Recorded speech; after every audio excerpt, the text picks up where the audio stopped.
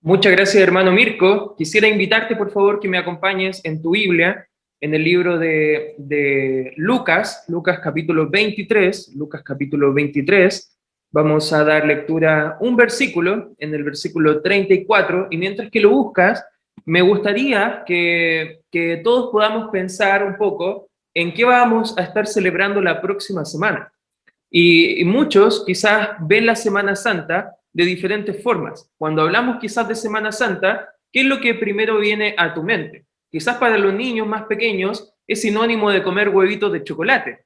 Quizás para los jóvenes significa unos días más de vacaciones entre el año y quizás pueden disfrutar unos días o quizás una semana completa de vacaciones en este periodo del año. Quizás para algunos es ver películas de Jesús, quizás comer mariscos y no carne, y muchas cosas que a lo mejor en la cultura están compartiendo el día de hoy acerca de lo que significa Semana Santa, pero cuando creyentes, tú y yo, pensamos y evaluamos la Semana Santa, tenemos que recordar que el hecho central, que la acción primordial que estaba ocurriendo y recordamos en Semana Santa es la cruz de Cristo.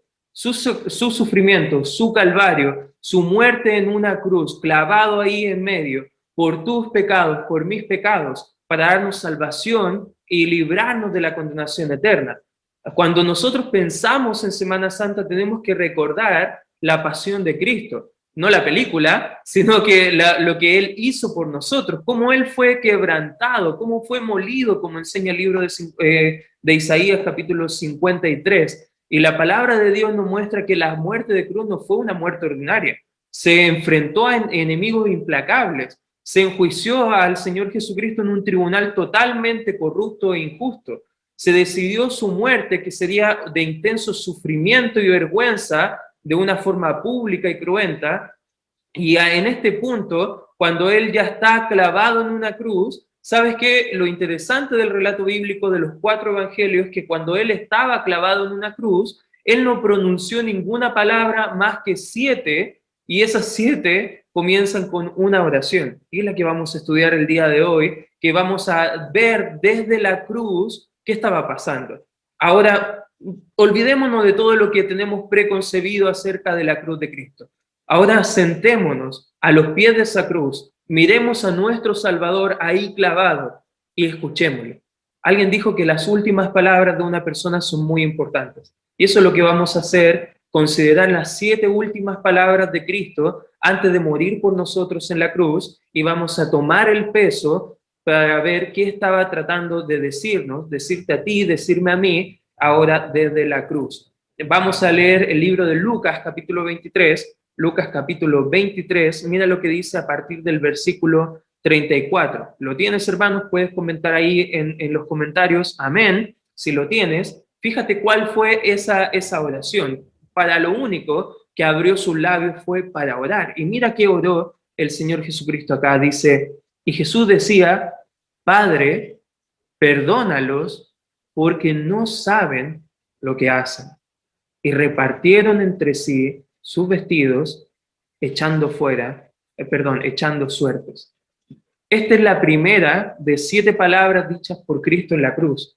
Y quizás no la vamos a estudiar toda en esta Semana Santa, pero sí me gustaría que podamos sentarnos y considerar varias de ellas y ver algún significado que Él quería transmitirnos a nosotros. Las palabras de Cristo en la cruz son muy importantes. En ellas va a revelar el plan y el propósito de Dios para nosotros y para la humanidad completa, y esas frases están tan cargadas no solamente de contenido doctrinal, pero de significado para nuestra vida. Y la primera, si te estás dando cuenta, son palabras de perdón.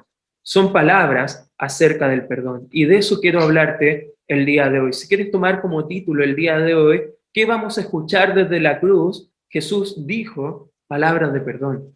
Él transmitía perdón a aquellas personas que le estaban moliendo, que le estaban avergonzando, que estaban escupiéndole el rostro, golpeándole la cara. A esas personas el Señor Jesucristo se paró un momento a orar. Y no es una oración pidiendo, Señor, destrúyelos. No, es una oración de perdón. Imagínate qué hubiésemos hecho nosotros estando en la cruz.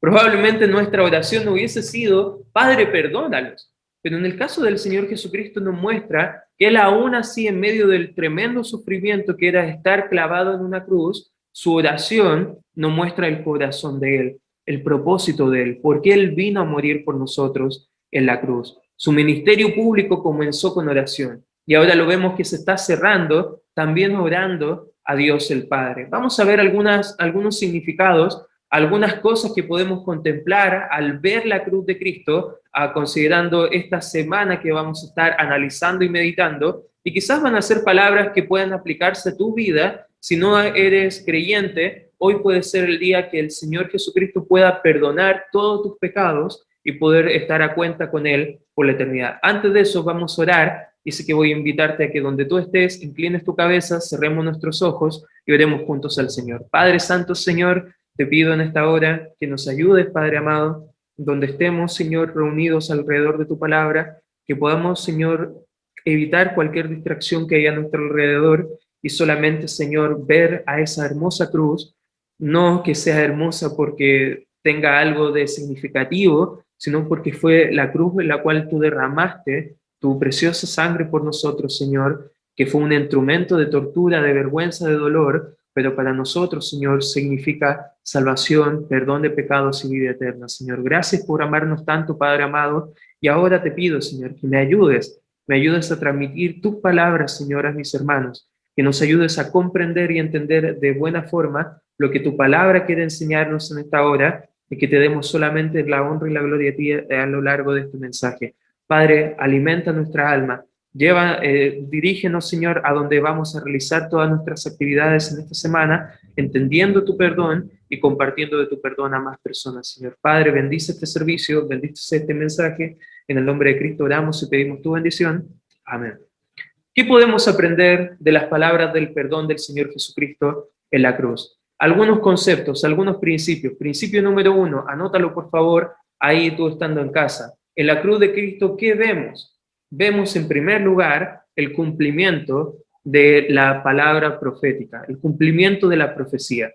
Ya se había profetizado en el libro de Isaías, y quiero invitarte por favor que me acompañes ahí en tu Biblia, en el libro de Isaías capítulo 53, versículo 12, ahí mientras que lo buscan voy a volver a leer el pasaje de Lucas, porque es bien interesante lo que está pasando acá. Acá, ¿qué está ocurriendo? La primera palabra que Cristo está diciendo en la cruz va a responder directamente a una profecía que se había hecho en cuanto a su crucifixión y su muerte. Nuevamente el texto de Lucas dice, Jesús decía al Padre, perdónalos porque no saben lo que hacen, y repartieron entre sí sus vestidos echando suertes. Acá vemos al Señor Jesucristo orando, pidiendo, intercediendo por el perdón de los pecadores. Ahora quiero que tengas esto en mente y que ahora leamos juntos el libro de Isaías capítulo 53, Isaías capítulo 53, versículo 12, dice la palabra del Señor, por tanto, yo le daré parte con los grandes y con los fuertes repartirá despojos, por cuanto derramó su vida hasta la muerte. Y fíjate lo que sigue diciendo, y fue contado con los pecadores, habiendo él llevado el pecado de muchos y orado, fíjate, subraya por favor esta frase, y orado por los transgresores. Cristo en la cruz estaba cumpliendo esta profecía en particular, estaba orando por los transgresores. Y nosotros podemos decir, mira el corazón de Cristo, Él oraba por sus enemigos, Él oraba por los que le abofeteaban, por los que le latigaron la espalda, por los que le obligaron a cargar una cruz, por aquellos que le insultaron, le escupieron, quizás que le clavaron en sus manos y en sus pies clavos ahí en un madero. Pero ¿sabes qué, hermano y hermana? Antes de conocer a Cristo Jesús, también tú y yo éramos enemigos de Dios, éramos extraños para Dios. Tú y yo también éramos transgresores, pecadores, que no merecíamos el cielo. Pero imagínate ahora a Cristo clavado en una cruz, orando por ti, diciéndole al Padre, perdónalos, no saben lo que hacen. Ellos viven una vida completamente alejados de mí, no porque a lo mejor sepan lo que hacen, es porque nadie les ha compartido el mensaje de salvación. Jesús en su intercesión por nosotros los pecadores y principalmente por esos transgresores que lo estaban crucificando ahí. En la cruz cumplió una profecía y él fue literalmente el abogado defensor de los verdugos que le estaban matando. Hizo una intercesión por su perdón, por el perdón de sus pecados ante Dios el Padre. Vemos el cumplimiento de una profecía. Eso tuvo que llevarse a cabo y el Señor Jesucristo vino a cumplir esa profecía. ¿Qué más vemos en la cruz? En segundo lugar, segundo principio, en la cruz de Cristo, en esas palabras de perdón, vemos también a Cristo identificado con la gente. Vemos a Cristo identificado con la gente. Mira lo que dice nuevamente Lucas 23. Lucas 23, versículo 34, dice, Padre, perdónalos.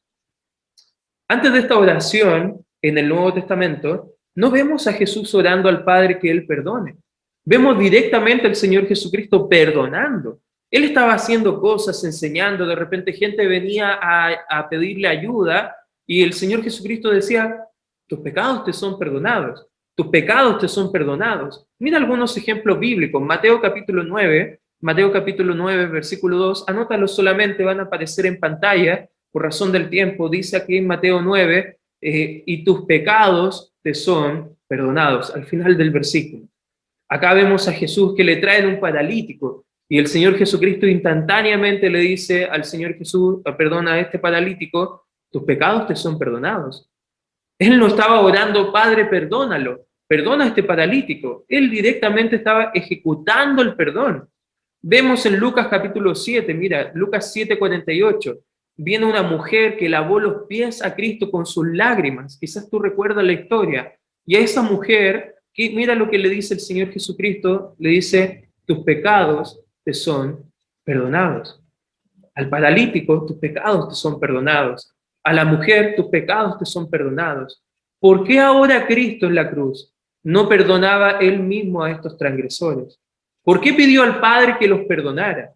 ¿Sabes que en el libro de Marcos, capítulo 2, versículo 7, nos muestra que él tenía potestad, siendo Dios, de perdonar los pecados? Y la pregunta que hace ahí en el Evangelio dice, ¿quién puede perdonar pecados si no solo Dios? Cristo es Dios. Cristo estaba en la cruz siendo clavado, siendo Dios. Pero si te fijas acá, él estaba clavado en una cruz. Cristo es Dios en la carne, hermano, Dios hecho hombre. Y la Biblia enseña que mientras él estaba en esta tierra tenía toda potestad de hacer lo que Dios le había mandado. El Hijo del Hombre que se estaba ofreciendo a sí mismo como sacrificio por el pecado de nosotros los humanos, le dijo, Padre, perdónalos. Pero lo hizo desde una cruz. Él tenía potestad en la tierra para perdonar pecados, pero ahora había sido elevado de la tierra en la cruz. Y él estaba actuando ahí en ese preciso momento. Y quiero que entiendas bien esto. En ese preciso momento, hermano, él estaba no actuando como el Dios perdonador, sino como el sacrificio sustituto muriendo en nuestro lugar. Él estaba ahí en la cruz como sacrificio. Él estaba ahí en la cruz por nuestros pecados. Y ahora él estaba actuando en lugar de nosotros. Tú y yo merecíamos esa cruz. Tú y yo merecíamos ese castigo eterno. Tú y yo merecíamos esos latigazos, esa vergüenza, esa humillación. Pero ¿sabes qué? Él decidió tomar nuestro lugar. El justo muriendo en lugar del injusto. Eso dice el apóstol Pablo en 2 de Corintios capítulo 5. Cristo en la cruz no perdonó a esas personas porque él estaba muriendo en lugar de esas personas, como nuestro representante ante el Padre. Ya no en la posición de autoridad, sino en la posición de sometimiento y humillación. Este mismo concepto lo podemos ver en el libro de Filipenses, capítulo 2, donde vemos que Cristo, siendo Dios, no estimó ser igual a Dios, se despojó de todos los privilegios que él tenía para morir por nosotros en una cruz, siendo obediente, sometiéndose, humillándose delante de Dios Padre para el perdón de nuestros pecados.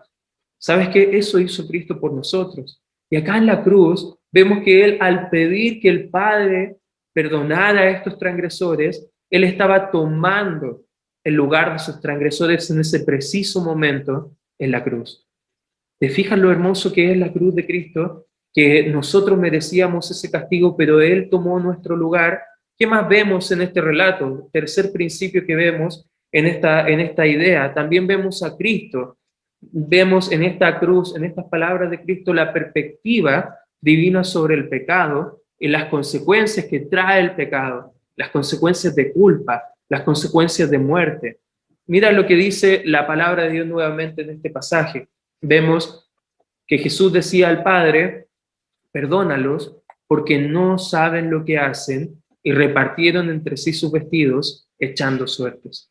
Quizás podríamos quedarnos con la frase: no saben lo que hacen, y quizás quedarnos encasillados ahí. Pero quiero que por favor me acompañe rápidamente el libro de Levítico capítulo 5, en el Antiguo Testamento, Levítico capítulo 5, y que prestes mucha atención, hermano, porque en el Antiguo Testamento, en cuanto a la expiación, el perdón de pecados, el perdonar a un transgresor, a un delincuente, la culpa que llevaba ese pecado, la Biblia enseña en este texto que incluso los pecados que se hacían por ignorancia, aún así necesitaban un sacrificio. En la ley levítica decía aquí en el versículo 15, cuando alguna persona cometiere falta y pecare por hierro, eso significa por errar o por ignorar en las cosas santas de Jehová, traerá por su culpa a Jehová un carnero sin defecto de los rebaños, conforme a tu estimación en ciclos de plata, ciclos del santuario, en ofrenda por el pecado. Versículo 16,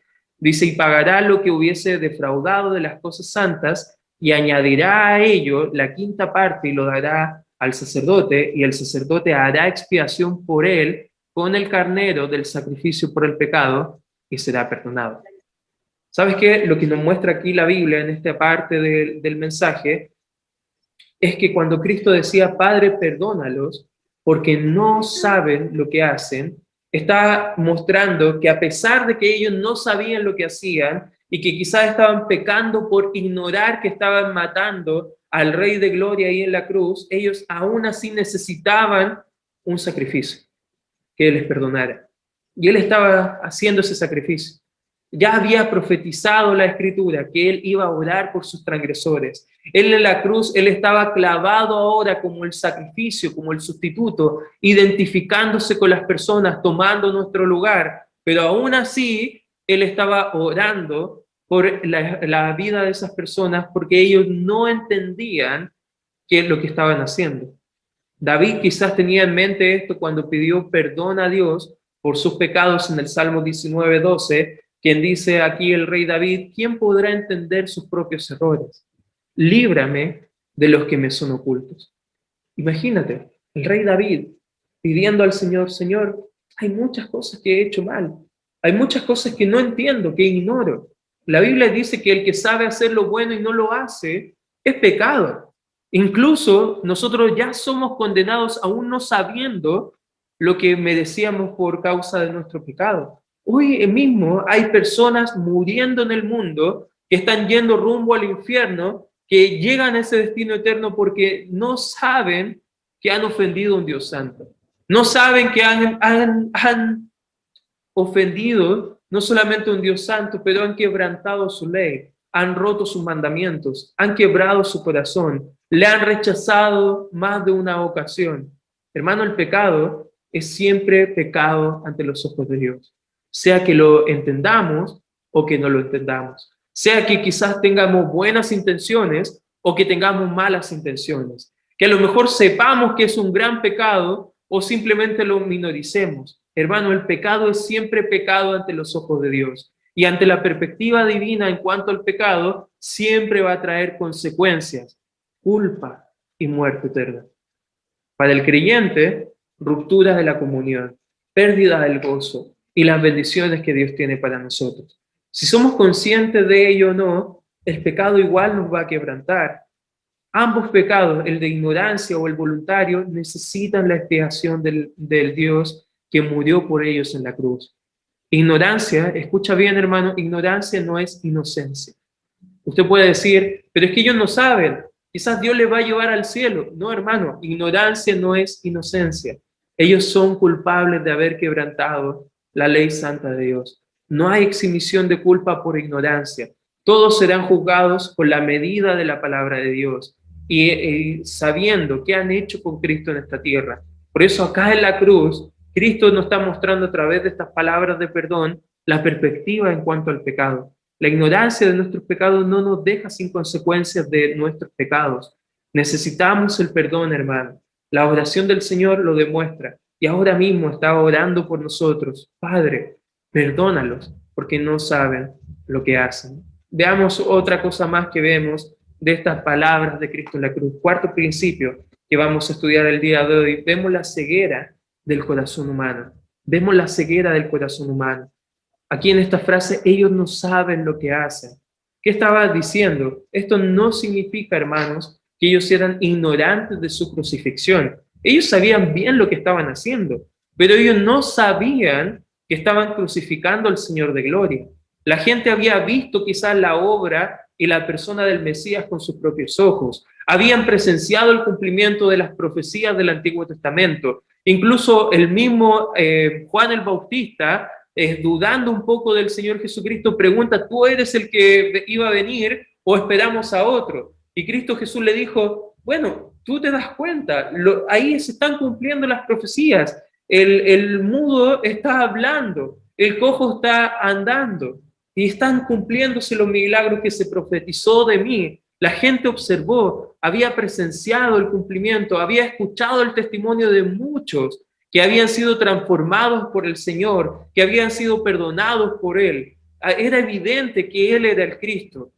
Pero si te recuerdas lo que estaba ocurriendo hasta este punto, antes de la crucifixión, la gente estaba pidiendo libertad a un delincuente criminal como Barrabás y crucificando al Señor de gloria. Era evidente la dureza del corazón y la ceguera del pecado que ellos tenían en su propio corazón. Ellos estaban rechazando abiertamente a Cristo. Se habían hecho enemigos voluntarios del Señor. ¿Sabes qué?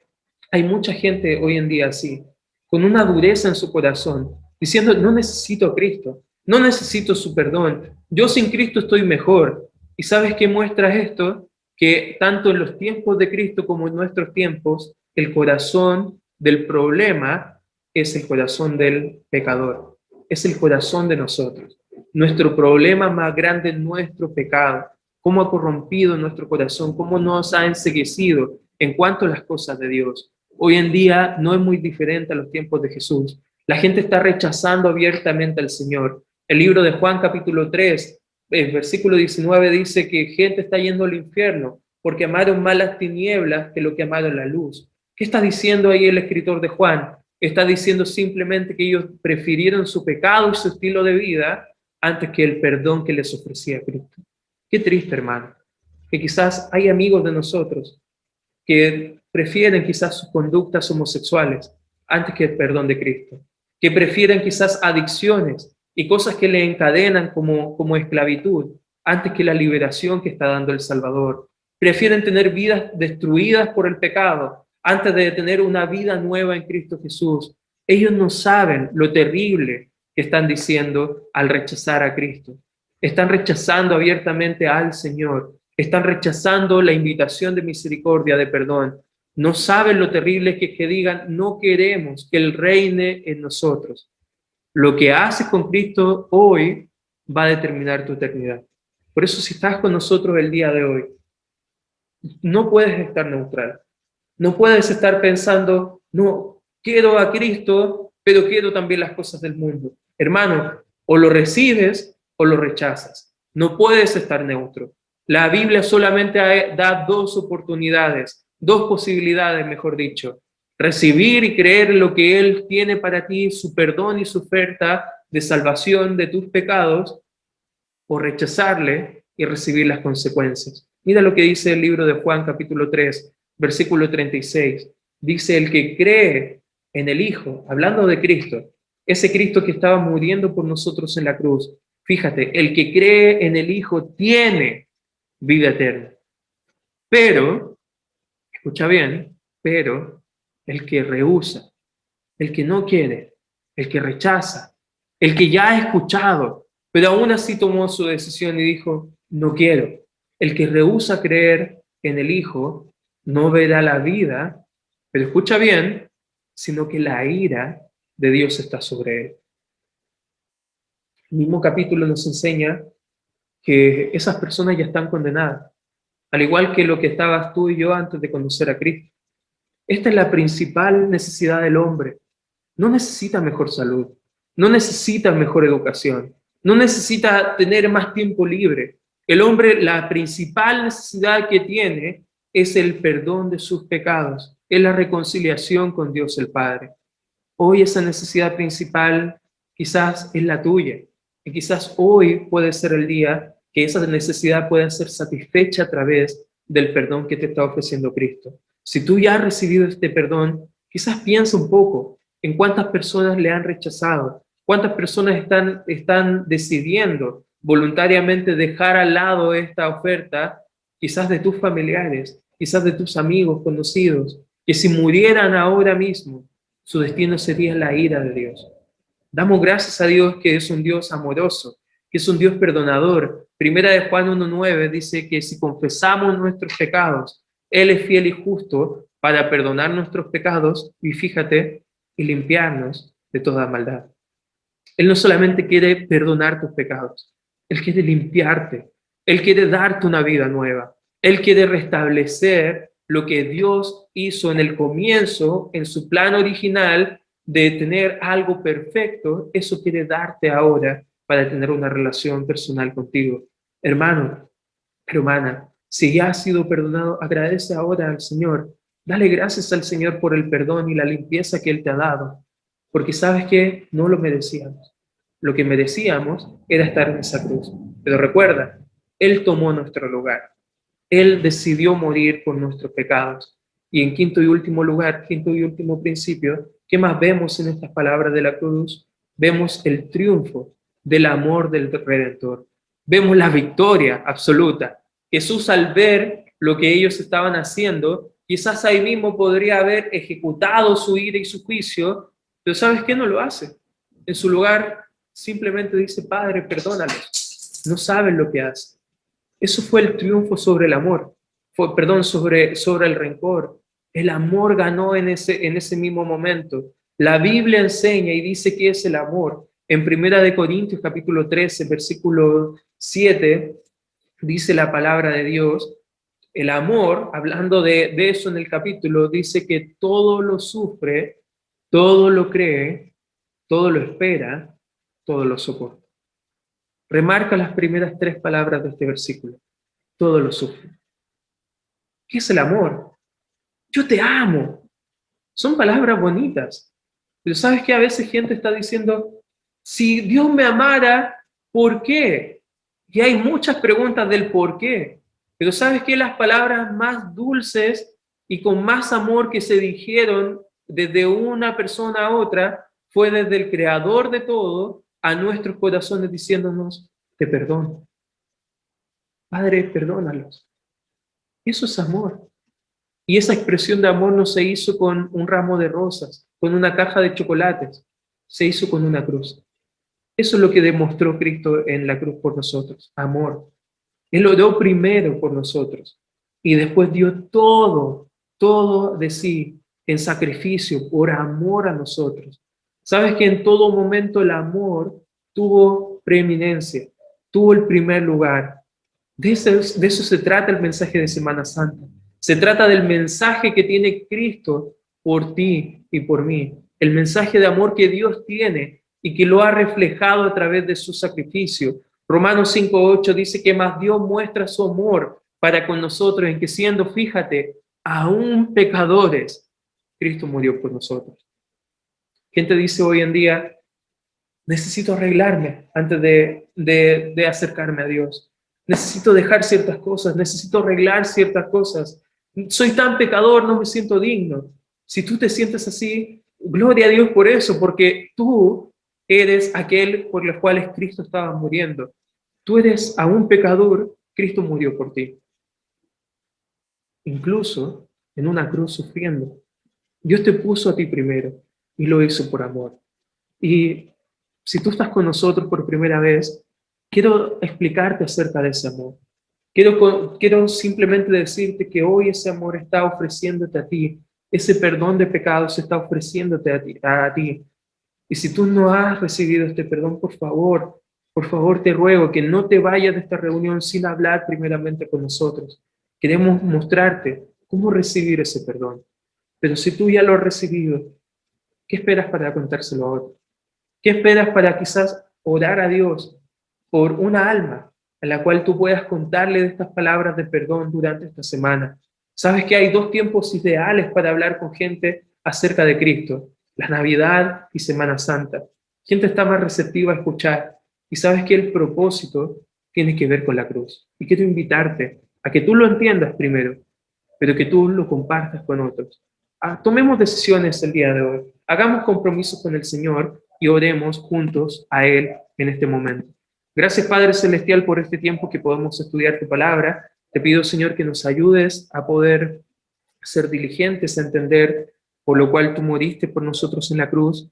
Te damos las gracias, Señor, por tomar nuestro lugar en ese momento, Señor, porque en ese preciso momento estaba triunfando tu amor redentor por cada uno de nosotros. Nos compraste con ese precio de sangre y nos redimiste, Señor, de la esclavitud, del pecado y del enemigo, Señor, y de la eternidad separados de ti, Señor. Estamos tan agradecidos, Padre amado, por lo que has hecho por nosotros. Señor Padre, te pido que al mirar esta cruz durante esta semana y considerando lo que tú hiciste y dijiste por nosotros, Señor, podamos tener un compromiso, un amor, un fervor, Señor, por hablar con todos los que conozcamos, Señor, de este precioso mensaje de salvación y perdón a más personas, Señor. Padre, te pido por mis hermanos, te pido por la Iglesia Bautista Libertad, para que nos unamos juntos a compartir este mensaje con otros, para darte toda la honra y la gloria, para que más personas puedan ser tus hijos y para que por la eternidad esas vidas sean transformadas para servirte y honrarte a ti, Señor. Padre, te pido, Señor, si es que hay alguien con nosotros que hoy no tiene certeza de que sus pecados hayan sido perdonados, que por favor se quede y podamos compartir con ellos de estas preciosas palabras que tú tienes, Señor. Padre, te agradezco por este tiempo. Bendice a la iglesia y el resto del programa. En tu nombre oramos y pedimos tu bendición.